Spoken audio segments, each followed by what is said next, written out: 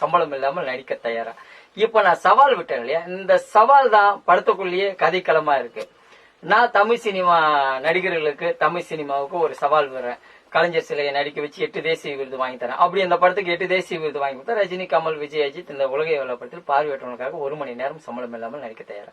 First சீன்லயே நம்ம உலக எவ்வளவு படத்துல நான் சவால் விடுறேன். இந்த சவாலுக்கு இன்னொரு நடிகர் என்னை கூப்பிட்டு வச்சு பேசுறாங்க. படத்தினுடைய கதைக்களம் நான் அப்படிதான் உருவாக்கி இருக்கேன். ஒரு நடிகர் சார் வெயிட் பண்ணுங்க, அது டீட்டெயில் சொல்லிடுறேன். நான் கதையோட களம் இல்லையா, நான் முதல்ல சவால் வர்றேன். இன்னொரு நடிகர் என்ன கூப்பிட்டு வச்சு பேசுறாங்க. சந்துரு டைரக்டர், நீ 8 தேசிய விருது 10 தேசிய விருதெல்லாம் வாங்கி தர வேணாம், நீ ஒரே ஒரு ஷார்ட் பிலிம் பண்ணி நம்ம முதல்வர் ஐயா கிட்ட ₹1 அன்பளிப்பு வாங்கிட்டு வா, அதுக்கு பிறகு நான் இந்த படத்துல பார்வையற்றவங்களுக்காக 10 நாள் சம்பளம் இல்லாம நடிக்கிறேன்ட்டு ஒரு நடிகர் சவால் பெறாங்க.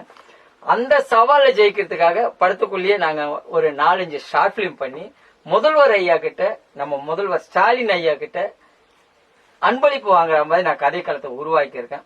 படத்துக்குள்ள வந்து ஒரு 20-30 பார்வையற்றவங்களுக்கு ரியலா மறுவாழ்வுலாம் கட்டி குடியாத்துற மாதிரி கதைக்களமெல்லாம் நான் உருவாக்கி வச்சிருக்கேன். இப்போ ஒரு நிமிஷம் சந்திரன், இப்ப ஆக மொத்தம் இப்ப இந்த உதவிகள் பண்ணது அவங்களை வைத்து இயக்குகிறீர்களே, அதுதான் படமே.